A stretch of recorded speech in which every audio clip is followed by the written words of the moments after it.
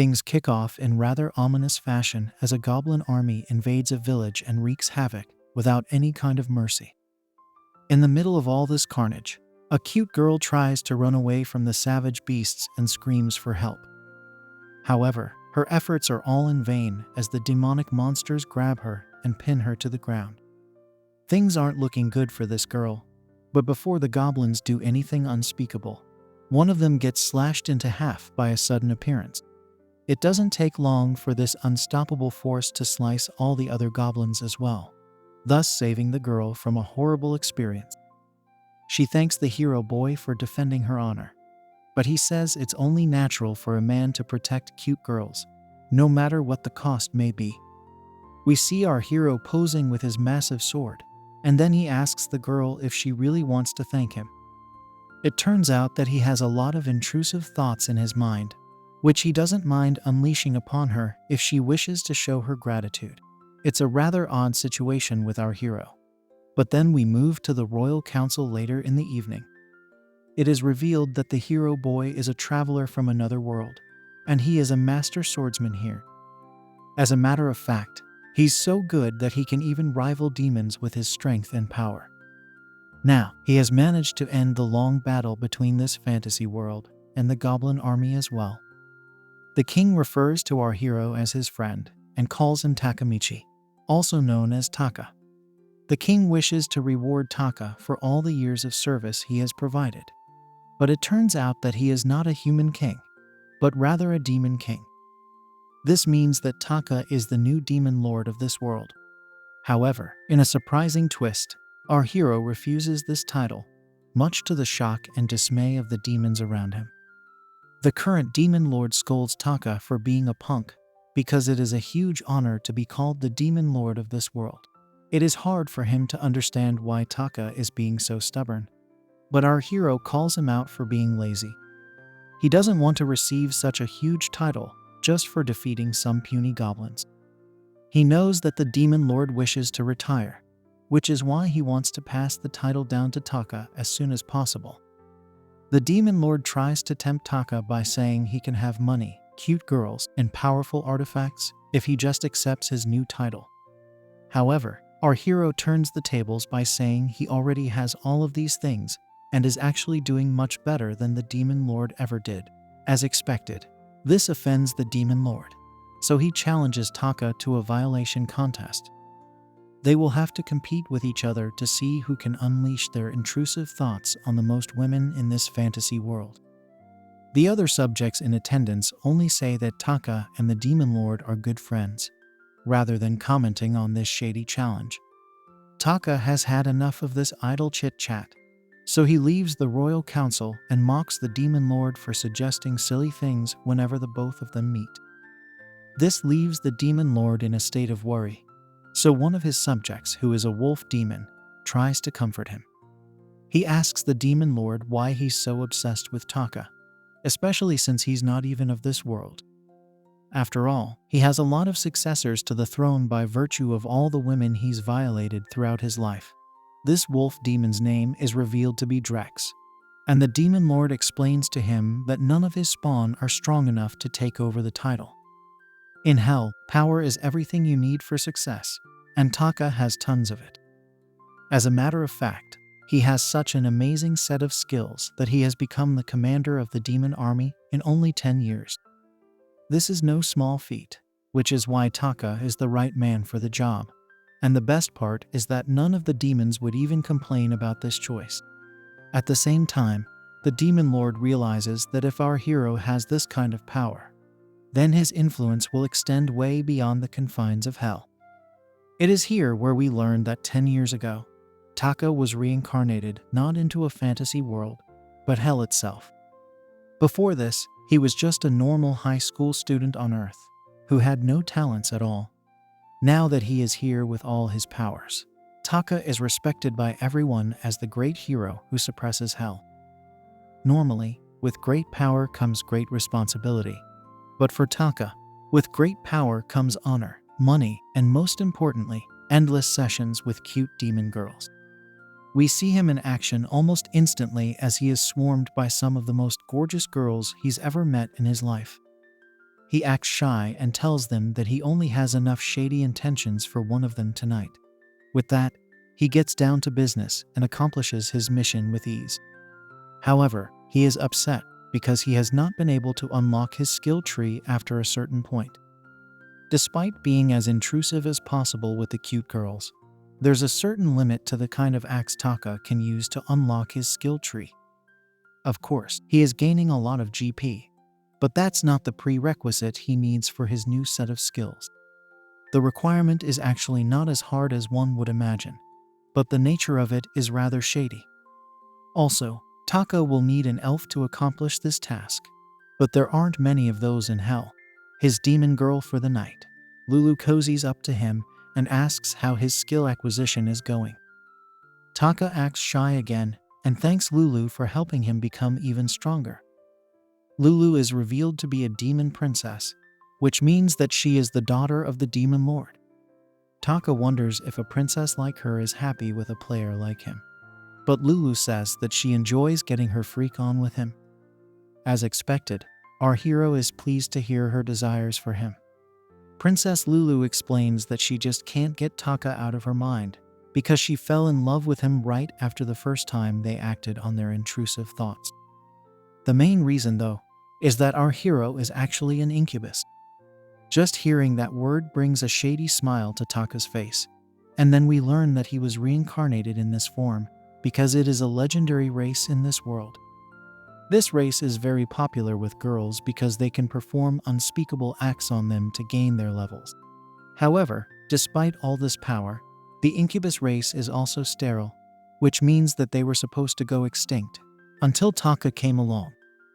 Our hero too used his powers to gain favor with cute girls like Lulu, which is why he's become so powerful.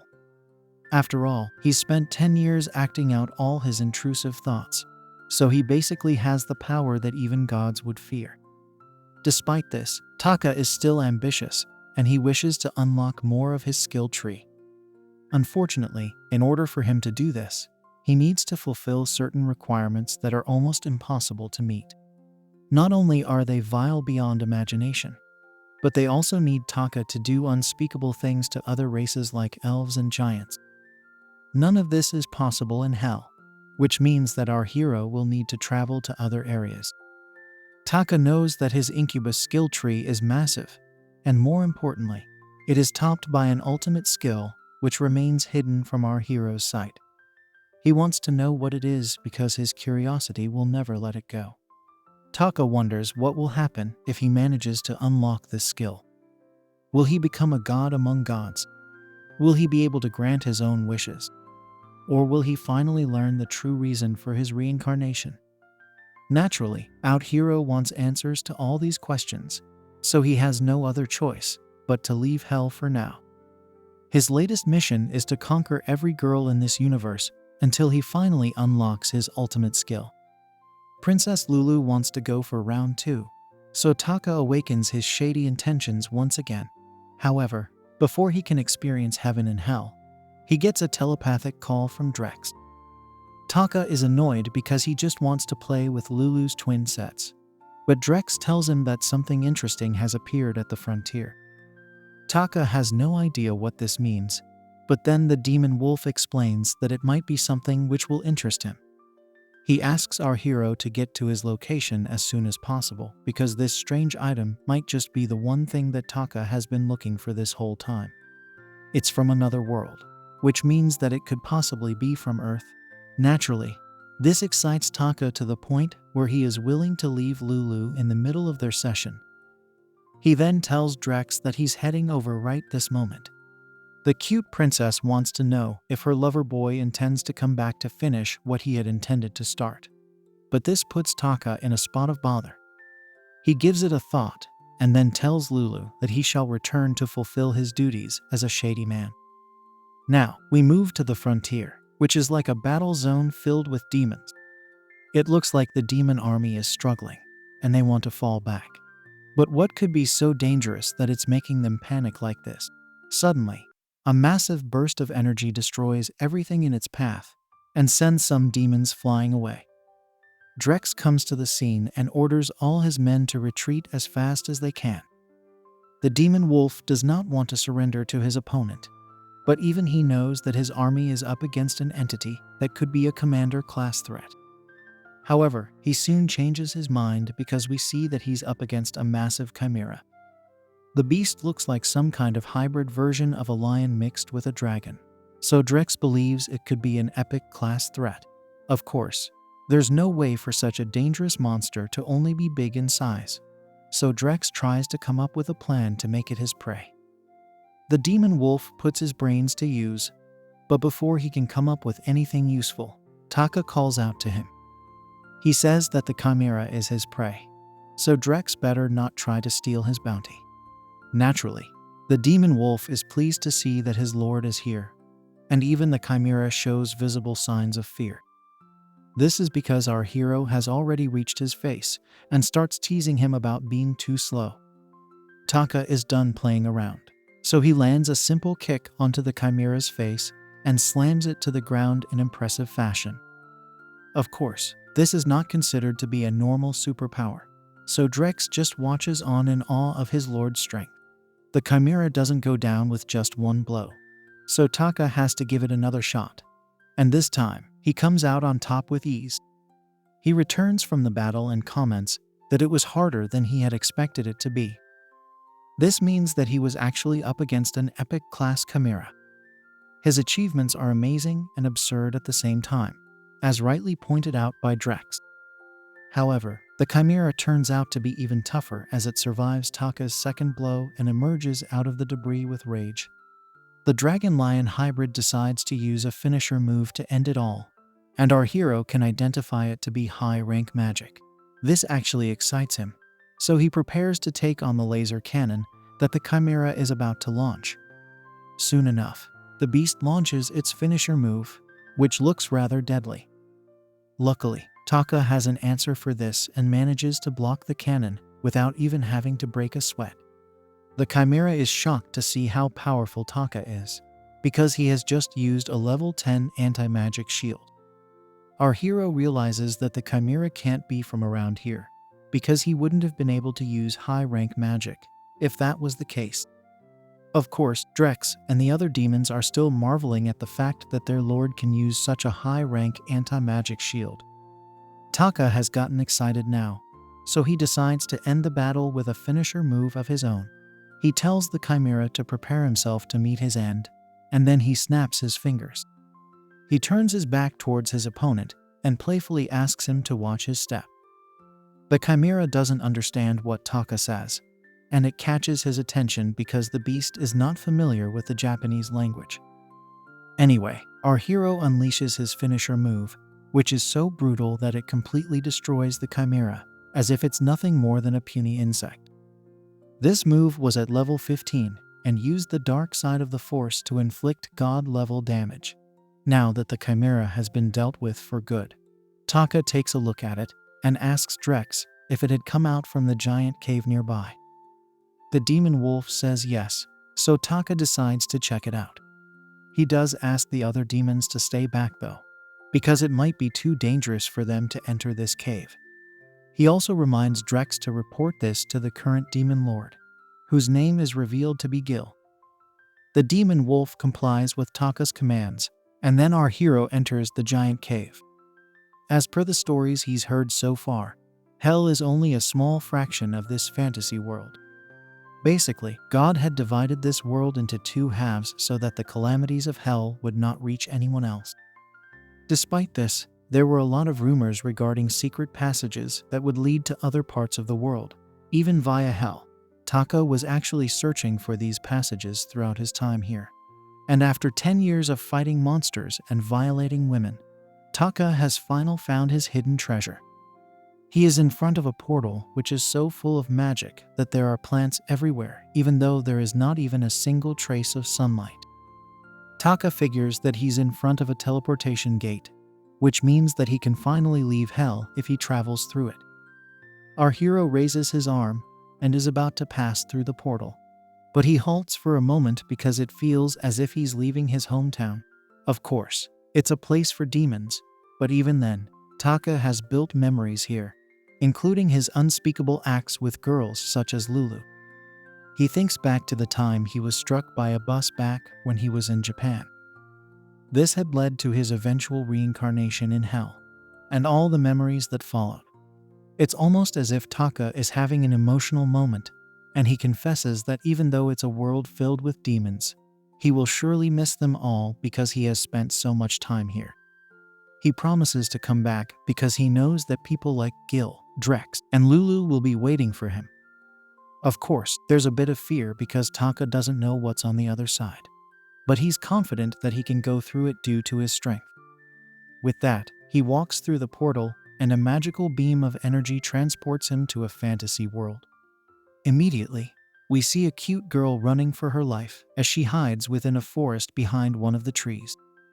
Some shady men seem to be chasing after her, and they are not pleased with the fact that she has gotten away from them. They want to keep looking for her, and this makes the cute girl even more anxious. She prays to God, hoping that the shady men will leave soon, and then she checks if her prayers have been answered. However, it's of no use as one of the shady men pops out of the tree and grabs her. He looks like a pig as he pulls the cute girl out of hiding and says that she should be punished for running away.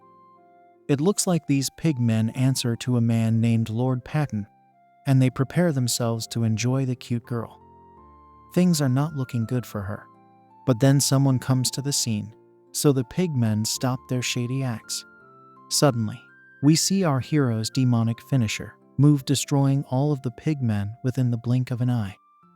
The cute girl is shocked to see what's going on, and then Taka comments on how bad his luck is. After all, he went through so much pain and effort to get here from hell, but he still ended up doing the same thing he was doing there. It turns out that this world is not peaceful either, but the focus for our hero is the cute girl in front of him. We can see that Taka is only covering his body with the dark energy he possesses, which makes things a bit awkward for the girl.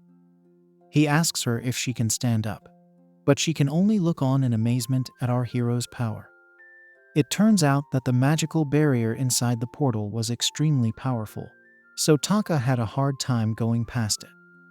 As a matter of fact, he actually thought he was going to lose his life for a second. Anyway, he's here now, but the cute girl can only keep staring at one thing. Taka doesn't realize his current situation, so he asks her what she's looking at. As expected, she hurls a lot of expletives at him without even realizing that he was the one who saved her from the pigmen. Taka hilariously tries to ask the girl to calm down. Then she pounces on him and covers what he should have been covering in the first place. The cute girl keeps scolding Taka for being shady, but she is the one with the intrusive thoughts. That's when we learn that Taka's special elephant has the power to charm any girl simply by flaunting its trunk. As expected, the cute girl starts to do things that most would not consider to be cute. Our hero tries to stop her from committing a mistake, but even he is being drawn in by his own intrusive thoughts.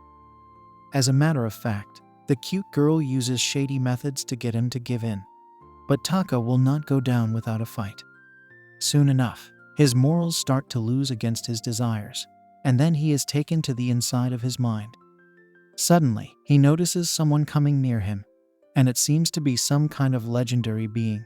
Taka soon figures that it's the Black Sword of Eternal Desires, who is an overpowered night god with an equally powerful horse. Our hero is in awe of what he's seeing, but the night god tells him that he should stop resisting his urges. Taka tries to reason with him by saying he has gotten into an accident this time, so he should take the moral high ground. However, the night god tells him that morals are not needed in this world. He tells Taka that he must always do before he thinks, which is all the advice any man will ever need. With that, the night god prepares to launch a vicious attack from the depths of Taka's special elephant. And then we witness his finisher move, known as the Black Sword of Eternal Desires. Now, our hero is brought back to his hilarious situation, and he needs to figure a way to deal with it. He's been doing lewd things for 10 years, but something seems different about this girl, probably because she's not from hell. Anyway, he decides to return the favor, and then a vicious battle follows. Our hero wins it with ease and leaves the girl defeated on the ground. Now that he's done his business, Taka gets dressed and checks out his skills. He is amazed to see that he has actually unlocked a new skill after such a long time. It turns out that the cute girl is from a race known as Kukulu, which means that she was one of the requirements needed for him to unlock level 6 acceleration. Taka is so happy with himself because he had almost forgotten what it was like to gain a new skill. He then takes a look at the girl and realizes that she has decent abilities apart from being cute. This means that he should make more use of her after she wakes up from her defeat. After some time, the cute girl wakes up, but doesn't know where she is. It looks like she's still recovering from her intrusive thoughts manifesting into intrusive acts, so Taka wakes her up properly. He comments on how good she was earlier, but the girl suddenly recalls what had gone down between them. She screams and slaps Taka in a hilarious sequence, so our hero has no option but to say sorry for a crime that she committed. The cute girl calls Taka shady, but he reminds her that he could have used a deadly finisher move on her, but stopped himself from doing so. She wonders what made her behave this way in the first place, and believes that it could have been because of her eating some kind of wild mushroom. Taka decides to change the topic, so he asks what a cute girl like her is doing in a place like this. She says that she's a doctor and had come here looking for medicinal herbs. Our hero asks her who the pigmen were, and she explains that they were local bandits who might have been the slaves of Lord Baton.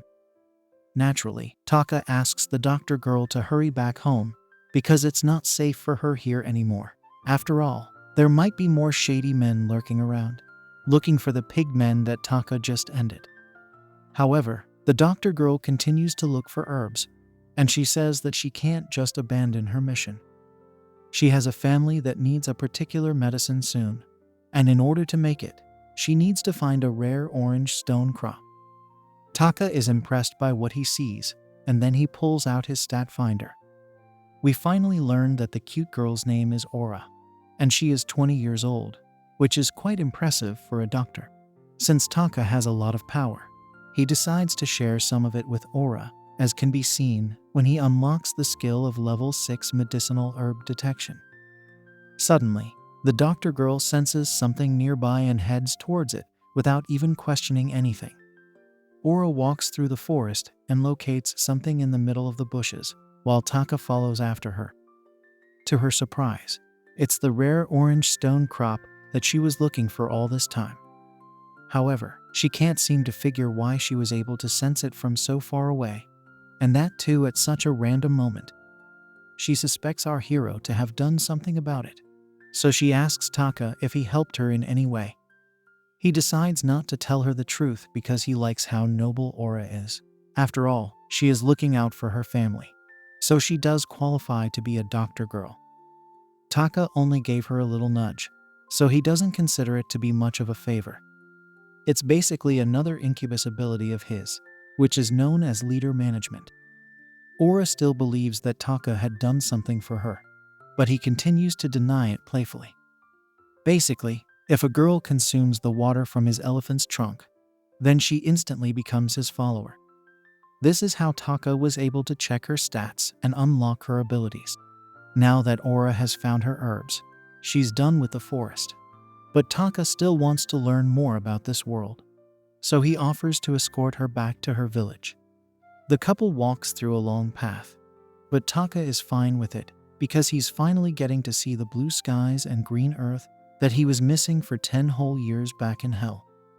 He can't wait to see what the rest of this world has to offer, so he asks Aura how much time it's going to take for them to reach the village. Taka acts a bit shady by giving Aura a cute nickname, but this makes her blush. She says that they're almost there, but also asks Taka not to use such nicknames on her. The doctor girl feels that they're not so close, but this is hilarious considering the session they had not too long ago. Taka teases her by saying the exact same thing and calls her cold for behaving this way. Aura tries to defend herself by saying she had lost control of her feelings back then, but she still can't explain what came over her. Even then, Taka says that she had attacked him with a lot of passion, so it's not like she was not in control. This only makes Aura feel shy, and she blushes some more. But she eventually gives up because she had lost to her intrusive thoughts. Luckily, the doctor girl also realizes that Taka had saved her life from the pigmen, and she thanks our hero for his actions. She's grateful that our hero is also escorting her to the village, but she has some advice for him. Aura doesn't want Taka to be close to her, as it would be best if they stayed away from each other. Normally, this would confuse a standard male, but Taka is an alpha, so he knows exactly why Aura is saying this. Basically, Lord Baton might come after her again for what has happened, and it might get uglier than what we saw in the forest. He's also not a fair man, so using logic will not work with him. Keeping this in mind, Aura wants to keep Taka safe, which is why she has offered this advice. However, our hero doesn't care about Lord Baton at all.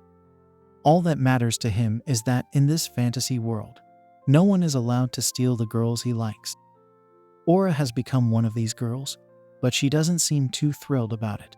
Anyway, we move forward into the village, and we see a young boy looking on in awe.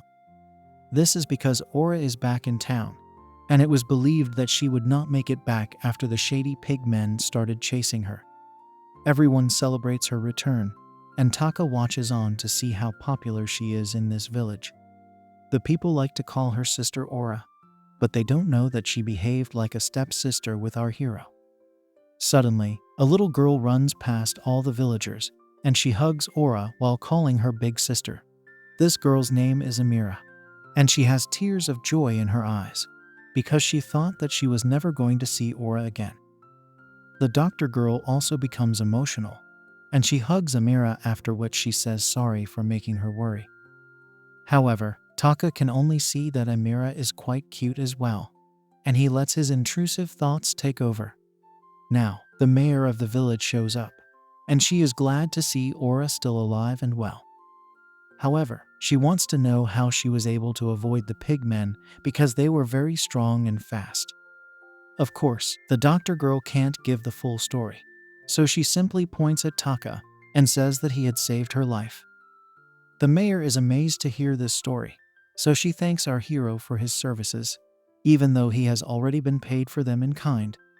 She also offers Taka a free stay at her village, so he accepts her kindness with a proud face. Now, we shift to the dinner table where Taka gobbles up the food that's being provided to him. He can't stop himself, so the chefs and waiters awkwardly ask him if he's enjoying his meal. Our hero has multiple dishes in his mouth at the same time, and he says that he's never eaten anything so delicious his whole life. He is so happy that he declares he will never go back to his previous world, where all he could get was bitter fish meat. Of course, he's referring to hell, but the others don't know that yet, so Aura mocks him for not having any manners. The mayor has no problem with it though, and she tells Taka to gorge upon as much food as she has to give him. She even goes on to say that she would have offered our hero a young girl for the night, and it makes his eyes beam with joy.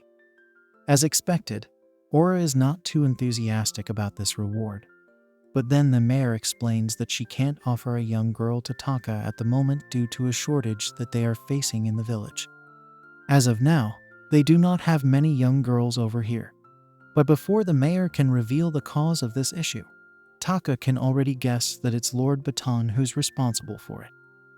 The mayor then goes on to explain that Baton is a deadly beast when it comes to his hunger for cute girls. As a matter of fact, he actively sends his shady pig men to the mountains so that they can look for cute girls and bring them back to him. They have been kidnapping any girls that they can get their hands on, which explains why they were after Aura as well. The stories that have been heard about Lord Baton's slave house are too sad and extreme, so Taka figures that he is an inhuman, irredeemable fiend. Our hero can see that there are strong men in this village, so he asks them why they haven't stood up to Baton. He learns that the people here actually did try to resist his ways, but it became too difficult to do it on their own. The men had asked for help from the Guard Association, but it was of no use at all. It was just one disaster after another as everything they tried had resulted in failure. This is because the shady pig men were way too overpowered due to the fact that most of them were demi-humans. After all these wasted efforts, a lot of young men from the village ended up losing their lives as well. The worst part was that the Guard Association had refused to help this village because they had sent tons of soldiers to face off against the goblin invasion. The name of this world's kingdom seems to be Heltera, and there is no way out for the people of this village. It's mainly because they will need to pass the forest if they want to relocate, and there's no way the elders will be able to survive the beasts living there. On top of that, Baton is also building his own stronghold on the highway to Heltera, so the villagers are trapped like birds in a cage. Anyway, the men thank Taka for saving Aura's life, because they were planning to launch one final attack in order to save her. This makes the doctor girl blush, and she tells the men that they don't need to do so much for her. The mayor tells her that it's no problem at all because it's her duty to protect Aura. We learn that the doctor girl's mother, Marla, had entrusted her to the village, so it's a promise that the mayor will need to keep. Aura blushes after hearing this, and then one of the men commends Taka for beating all of Baton's men. He tries to use this as a way to ask our hero to help the village, but Taka is a savage, and he says no before he can even ask the question. He thanks the people of the village for the meal, and then he walks away, leaving everyone confused. One of the men wants to confront Taka, but the mayor rightfully stops him because our hero has no obligation to help the villagers. She also comments that there's no way for Taka to defeat Baton because he's just too powerful. Aura watches on with helpless eyes as Taka leaves the scene, and then we move to Lord Baton's castle, where some shady men are bowing down to their master. They are the only ones who have made it out alive, and they apologize for not being able to bring back Aura. Baton doesn't care for any of this, so he chops off one of the men's heads. He calls his men useless, whereas he is shown to be quite a pig himself. He then calls upon a girl named Violet, and she's shown to be quite cute. He orders her to bring back Taka's head along with more women for his shameless acts, and she obeys her master without any questions. Violet walks away, and then Baton proudly declares that no one can escape his wrath. Now, we move back to the village where both Aura and Amira are being called to have their meals. However, this is a flashback as we can see their mom, Marla, giving them some vegetable soup. Aura, Amira, and Marla look like one big happy family. But then tragedy struck when Baton invaded their home and took Marla away from her daughters. Aura wakes up, and we learn that she was having a nightmare. In a hilarious twist, Taka is shown right at her bedside admiring her curvy body. He playfully asks Aura if she had a bad dream, but she doesn't give him any response. Our hero senses a chance, so he asks Aura if she has fallen in love with him. But this only angers her to the point where she smacks him for being shady. The doctor girl screams at our hero for being inside her room, but he can only think about how she was able to smack him, even if it didn't hurt as much. Aura wants to know why Taka is in her house, especially because the mayor had shown him to his own house. She considers our hero to be a creep, but then she notices that Amira is awake. Aura is surprised to see this, but her sister reveals that she was woken up by the smell of Taka's cooking. This comes as even more of a shock to the doctor girl, because Amira usually only eats food that has been made by her and no one else. After realizing that Taka is actually a nice boy, Aura sits down at the table and has a meal with him and Amira. Our hero notices that the other villagers don't have the same ears as Aura and her sister, so he asks if they're the same race as them. That's when Aura reveals that feather ears are a trait of the Kukulu race. It turns out that her family was not a part of the original village, and it was thanks to people like the mayor that they found a place to stay. The doctor girl proceeds to take a bite out of the meal that Taka has prepared, and she is completely blown away by how tasty it is. Our hero explains that it's called tamagoyaki, which is a popular recipe from his original world that uses eggs. Taka is very proud of his cooking skills, as Aura says she never thought that eggs could be used for making anything other than bread. Taka is glad that she likes his food, because he had a passion for making tasty meals. But it was a different case for him back in hell. Basically, the demon lord didn't like the fact that Taka was using salt and sugar in the same recipe, which is why he used to call it dark cooking. Anyway, our hero simply says that Gil had bad taste in food, and it's much better to be around people who genuinely enjoy his cooking. His words make Aura feel something, so she gets up from the table and asks him to come with her. Our hero gladly follows, but then Aura locks herself inside the room with him. Taka is impressed with the size of this space, so he asks Aura if it's some kind of lab. However, the doctor girl asks him if he can leave as soon as he's done with breakfast. Naturally, our hero finds it weird that the doctor girl wants him to get out of her house right after he treated her to a tasty meal. He laments the fact that Aura is still scared of Baton and is trying to make him leave because of it. Taka understands that the situation is not very good, but at the same time, he's tired of watching people like Baton have their way around cute girls. Taka now tries to reassure Aura that all will be well, but when he turns around to see her, his view is blinded by the sight of her curvy body. Of course, Taka's intrusive thoughts take over, and he tries to fight them by asking Aura what she's trying to do. The doctor girl says that our hero only has one mission in mind, that's to conquer her body. If that's the case, she will let Taka do unspeakable things to her, but he has to leave after that. Our hero has been in this situation before, like when he had met the night god of desires, but he doesn't want that entity to come back. So he quickly lands a harmless karate chop on Aura's head and calls her silly. He then decides to leave the room, and he tells Aura that she should get dressed before the food becomes cold. After all, the dish can still be tasty when it's cold, but Taka would prefer his food and his girls to piping hot. Now, our hero steps outside and puts his brain to work. He figures that Aura is really scared of Baton, so it would be very easy for him to have his way with her and gain an extra skill. This would normally be a fair price to pay for getting rid of someone like Baton, but Taka doesn't like to play his games with cheat codes. Meanwhile, Aura doubts her curvy appeal because she actually wanted to get freaky with Taka. Now, we move to outside the village where a couple of guards are keeping watch. However, they soon come across Violet and panic upon identifying who she is. One of the men rushes to Aura's house and asks everyone to hide because Baton's slave girl has come for Taka's head.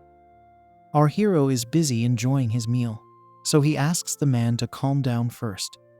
Taka wants to know what kind of person he's dealing with, so the man says she's a cute girl with white hair.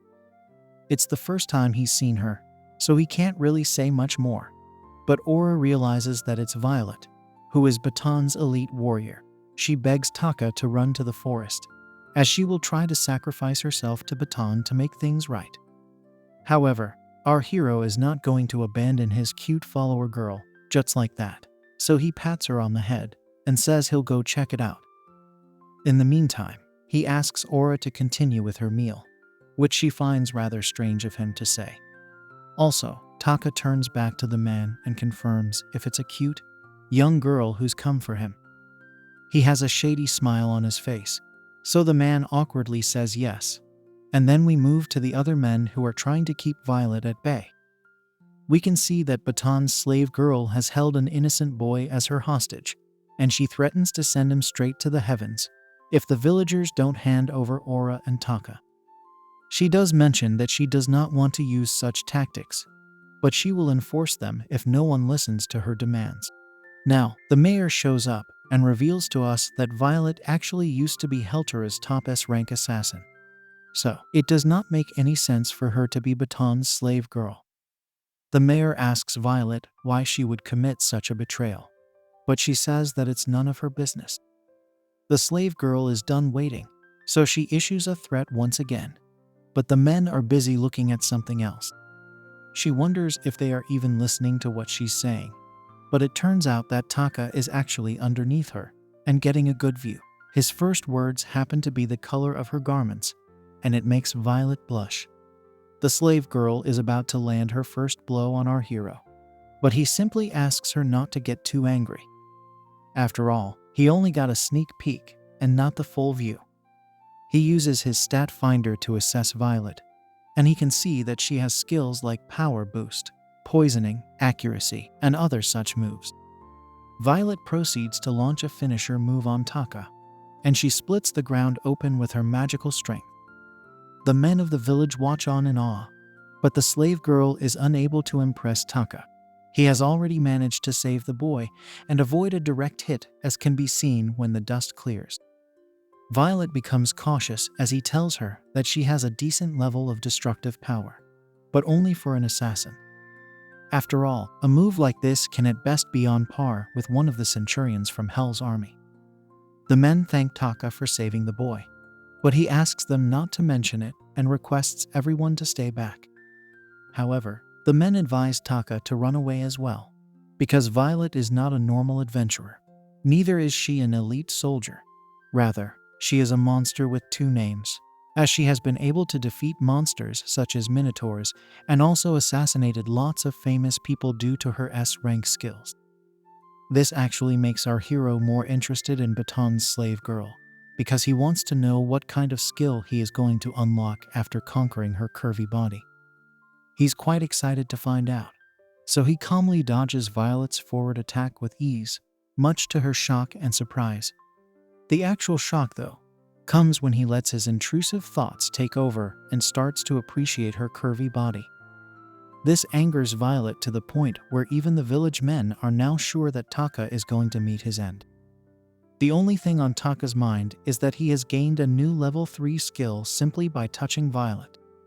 As expected, the slave girl brings out her blade and charges at him with full force. But Taka uses his bare hands to crush the dagger without even breaking a sweat. This amazes Violet, because her dagger is a lot tougher than most blades in the kingdom. Now, our hero uses a simple trick to pin Violet to the ground, and he gains the upper hand in just a few seconds. Violet is unable to move due to Taka's strength, but she can also sense a lot of power inside him. More than this, she was also overpowered by his move, which comes from taijutsu. The men of the village are just as shocked to see how easily Taka was able to win this round with such a simple trick. Now, our hero decides to make a deal with Violet, but it's not the kind you'd expect from an angel. He suggests that they should both act on their intrusive thoughts, and in return, he'll spare her for attacking the village. He even promises to take care of Baton for her, and continues to tease Violet for having such a curvy body. He's sure that a girl like Violet would never want to work with the villains, so he asks if Baton is threatening her. After all, the deal that Taka is proposing is a lot better than being Baton's slave girl. But the thing is that our hero has become too complacent after his first round victory. Violet calls Baton a fat fish and thinks it's ridiculous to think that she is his ally. With that, she launches a demonic blast at Taka using her eyes, but he's able to dodge it in the nick of time. Of course, this was a close call, but it's not like it would have done much damage to Taka. The men of the village are amazed to see this, because Violet is shown to be a demon eye user. This is actually an extremely rare skill that only a few people are born with. This also explains how Violet was able to defeat the Minotaur with ease. The slave girl vanishes from sight, and Taka wonders if she's retreating from the battle. But this was a deception that she had used to get on top of him. Now, Violet has Taka cornered, and there's no way for him to escape her demon eye. Violet unleashes her Wind King's spear attack, which has an attack damage of Demon Eye 1. An overpowered blast lands a direct hit on our hero, and the explosion is massive to the point where it shatters all the buildings around it. Violet is a bit tired after using her most powerful finisher move, and comments that she can't believe she had to use such an insane amount of magic on a man like Taka. She asks our hero to turn to dust and go to hell, but what she sees after that is unbelievable. Our hero is completely unharmed and has only lost his clothes from such a fierce attack. He asks Violet if she really is an assassin, but the men of the village are speechless after seeing that Taka has not only survived the blast, but is also completely unharmed. Violet can't believe that a direct hit from her best move did nothing to her opponent. But then her eyes fall on our hero's special elephant, and she falls in love with its trunk. The incubus ability kicks in once again, so Violet attacks Taka with a raging passion. Taka just realizes what has happened to his clothes, but it's too late as Violet is already under a trance. He tries to tell her it's not his fault, even though it actually is his fault. Taka doesn't want to win like this, so he asks the men if he can borrow a room which is soundproofing. The men are confused, so Taka explains that he's going to torture Violet because he can't really say that his intrusive thoughts are going to take over. The men are pleased to hear this, so they suggest using the basement of a man named Joe. With that, Taka takes Violet to Joe's basement and decides to get things started. He tries to go where no man has gone before, but he gets struck by lightning because that is what happens when you try to violate a body with a demon eye. That's when we learn about the demon eye being the ultimate hereditary power that only a few girls can inherit. These eyes possess extremely powerful and unique skills, which is why they are feared by all the races. The problem, though, is that their bodies are sealed by the demon lord, which means that they can only act on their intrusive thoughts with him. This leads to a tough life ahead for them, which is why most of them don't even make it past a certain age. The ones who do manage to survive try to go and find the demon lord to ease their pain and suffering. After all, he is the only one who can extinguish their desires. However, the existence of hell had disappeared tens of thousands of years ago. And with that, the existence of the demon lord has also vanished almost as if it was just a story or a fairy tale. Serving the demon lord as his slave was possible back then. But now, it's just a sad and impossible dream. Basically, this means that Violet didn't do anything with Baton, and our hero confirms it from her. Violet even goes on to say that Baton doesn't have the power to help her either. However, he had claimed to have information about the demon lord, which is why she had decided to help him. At the end of the day, this was nothing more than a simple business transaction. Violet now tells Taka that she has never hurt a villager and will give up on kidnapping him since he is way too strong for her anyway. She will even compensate him for the room she destroyed with her demonic eye blast, but it would be best if they didn't act on their intrusive thoughts. Nobody is going to benefit from this, so she suggests letting her go. However, Taka is able to get the job done with ease, and that's when Violet realizes that he is the one true demon lord. After a rather intense session, Taka checks out his stats once more and notices something odd about Violet now that she is his latest follower. He immediately asks her to come to him, and she does so happily now that she has fallen in love with him. However, our hero uses a demon hand to destroy a poisonous water insect that was hidden inside her body. Basically, this is a dangerous insect that follows the orders of its owner and explodes inside its target's body, thus destroying all the organs inside it. It looks like Baton is no ordinary man, and Violet is upset with the fact that he had put such a filthy thing inside her body. Taka smashes the insect with his foot and resolves the situation, so Violet gives him a hug. She looks at him with dreamy eyes and calls him her demon lord and master. This puts a huge smile on Taka's face, and then he walks out of the basement room. As soon as he gets out, he hears Aura, who was waiting outside all this time. The look on her face suggests jealousy as well, which is a bit odd considering how she would call Taka a creep earlier. Now, Aura asks our hero if he had his way with Violet, but also says it's good for him to have conquered such an amazing body. Normally, this would be a compliment to a normal man, but Taka knows this could head into dangerous territory, so he tries to calm the situation. Taka tells Aura that he is not a glorious hero who needs to be worshipped, so she should not hold him to a higher standard. He is basically a demon lord, so it makes sense for Taka not to want so many praises for doing such shady things with cute girls now that he has put his point across. He asks Aura if she is scared of him and puts on his demon face for added effect. However, the doctor girl simply makes a cute face and calls him a silly savage. After all, she does not want to share her lover boy with anyone else, even though from the looks of it, He seems to have enjoyed a lot with Violet. Now, we move to Baton's mansion where he learns about Taka surviving Violet's demon eye. His slave boy tells him that Taka might be a rare rank threat, but Baton believes he could even be an epic rank fighter. The slave boy also reveals that Violet has fallen in love with Taka, so she could be a threat to Baton. The fat fish man wonders if he should use the poison insect to make his life easier, but he already knows that Taka must have already ended it. The slave boy worries that if someone is that powerful, then it will be a problem if he comes to the mansion. Baton doesn't look too worried because he feels he's only lost a small piece in this war. There's a lot more he has up his fins, and he also comments that he cannot be touched for as long as he stays inside this mansion of his. How is our hero going to take care of Baton? Will Violet and Aura become a part of his harem? After the massive battle of intrusive thoughts, we check the aftermath of the village, which is not too good. The villagers are busy trying to salvage whatever they can from this mess. And then we see Aura, who is treating one of the injured men. She asks if her medicine is good enough for the wounds, to which the man says it's completely fine. Aura still feels bad because this whole mess has been created due to her.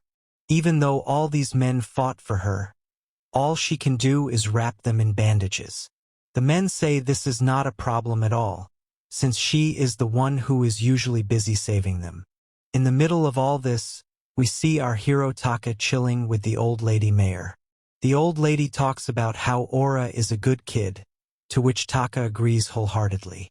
Of course, there's also the fact that she has a massive set of pillows, but that is reserved only for men of culture. Violet is standing right there next to him, and her curvy body is no less of a masterpiece. One of the men approaches Taka and asks him if it is fine to be so close to Violet, so our hero explains to him that the demon girl is no longer a threat. After all, their shady session has resulted in Violet turning into his slave girl. Taka says that Violet is now his ally and companion, to which she agrees and even refers to him as her lord. With that being said, it would be best to continue the conversation from earlier, so the other villagers gather around Taka. Of course, Taka has already forgotten what the chat was about, especially after letting out so many intrusive thoughts. That's when the men remind him that they were coming up with a plan to take down Lord Batten. However, Taka responds by saying he has no interest in defeating the fat fishman, regardless of how much money may be offered to him. Of course, this comes as a shocker to the men who feel that it should be easy to beat Batten, especially with Taka's skills. At this moment, one of the men named Jack tells the others not to bother because it looks like Taka is just like the men from Helterra. He is told to hold his tongue due to his rudeness, but he asks if he has said anything wrong. After all, Taka has the power to defeat Batten, but he is still refusing to do so. On top of that, the villagers are offering to pay him for it, but even then, he is being arrogant and avoiding the task. Jack then tells Taka that he is strong but he does not care for the weak. The mayor has had enough of this, so she tells Jack to shut up, much to his displeasure. Now, Violet gets agitated and tells the men that they are being a bit too noisy for her liking. She then asks if these men want to throw away their lives which her Lord Taka had so generously saved. Our hero does not want to create any further drama, so he tells Violet it's time to go, even though she would love to stay and slice some men. Now, Violet asks her lord if he really intends to leave Lord Batten alone. However, our hero explains that he is going to take his life and put his rule to an end. This is a bit surprising to Violet because Taka said something else to the villagers. Our hero states that he can't just leave things as they are, and Batten can't be forgive for what he has done. Since the fat fish man violated Violet by putting that creepy bug inside her body, Taka had already decided that he was going to end him as brutally as possible. This obviously sounds a bit romantic, so it makes Violet blush.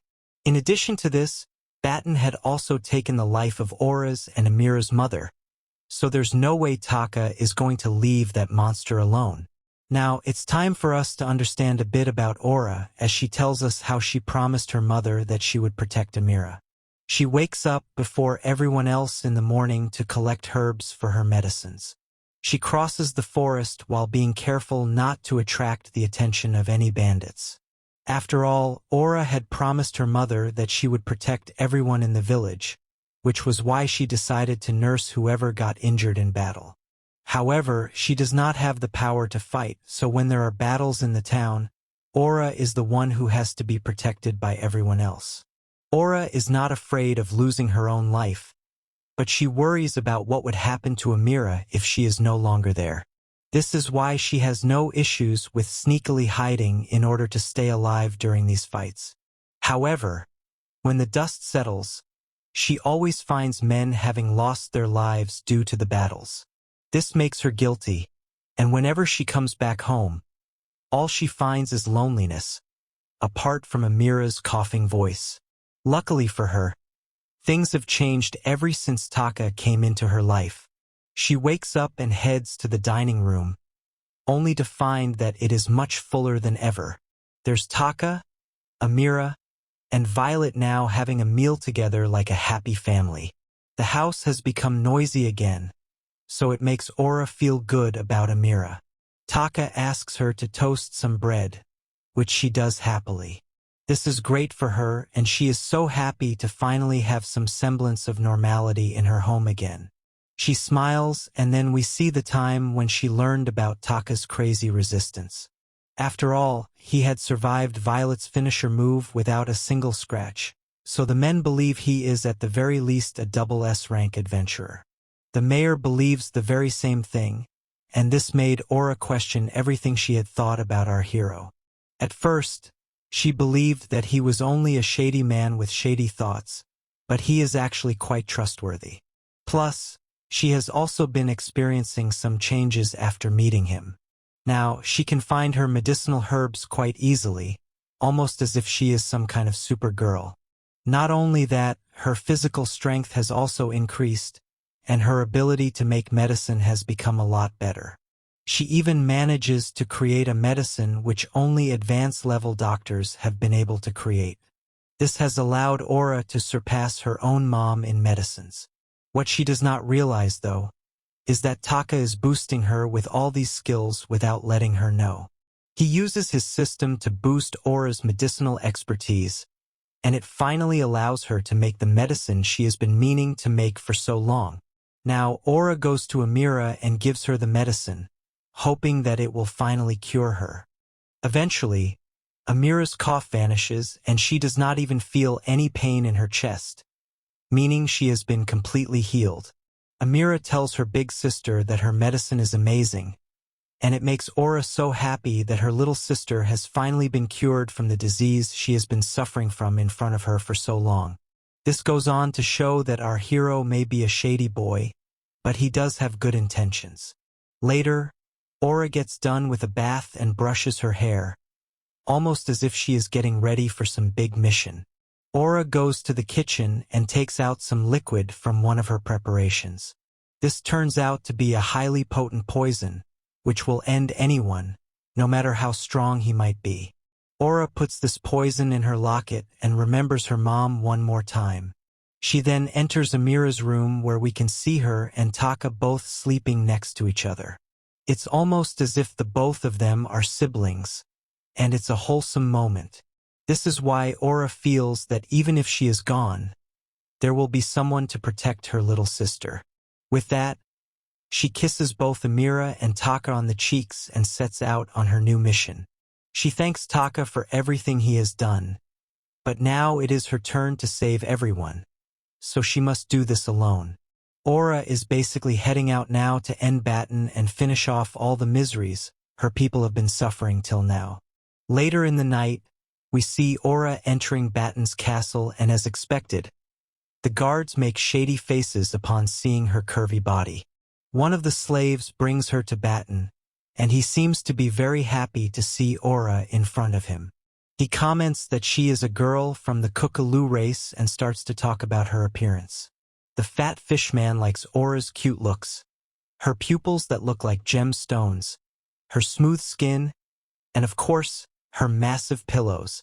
On top of that, she also has a plump and tight bottom to go with her slender legs, so it drives the fat fishman crazy.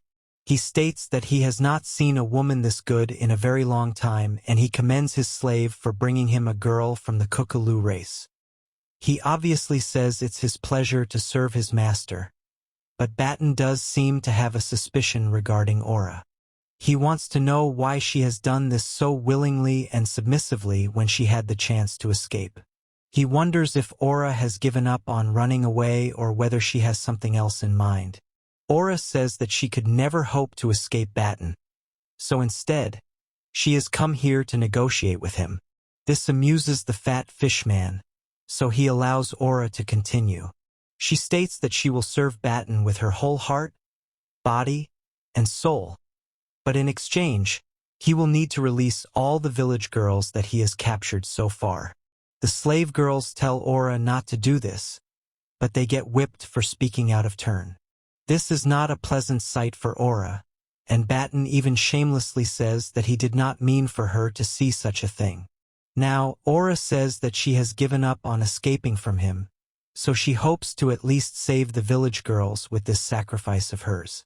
Batten is pleased to see how aware Aura is of her situation, but he wants to know how many girls would be worth letting go of in exchange for her. Aura knows what this means, so she decides to disrobe and amaze everyone with her curvy body. Batten can't believe what he is seeing, so he tells Aura to spread open a bit for him. She does as he says, and he realizes that Aura is worth more than 10 women by herself. However, he forces himself on her and says that he will never let go of any girl he owns. He then comments on how he once had another Kookaloo girl, but he overused her, causing her to pass away. It's at this moment when Aura reveals that this girl was her mom, and then she fires the poison needle at Batten. The guards are shocked, although Batten is unimpressed because he is a fishman. His species cannot be ended by simple poison, but at this very moment he spits out blood. He can't understand how Aura has such a high-level poison, but she only tells him to suffer in hell. After all, her mom suffered a lot worse than what he is going through now, and then she walks away, hoping to have finally ended everyone's troubles. However, Batten's tentacles attack Aura and trap her curvy body, much to her surprise. She is pinned to the floor, and then Batten tells her not to underestimate his kind. He does not know how she got her hands on the poison, but he has 7 lives, so trying to end him would be completely pointless. Batten now turns into his monster form and tells Aura that he is going to make her suffer 100 times more than her mother. Aura is about to accept her fate and calls herself foolish for thinking she could defeat the fat fishman. She says sorry to her mom before Batten goes to violate her with his tentacles. But at this exact moment, Taka swoops in and slashes them off, saving Aura from unspeakable acts. Now that our hero is here, will he be able to take all of Batten's remaining lives? How is this battle going to unfold? Like, share, and subscribe if you also want to become a savage hero. Please show love to my videos if you want me to continue making them. Okay then, I'll see you in the next one.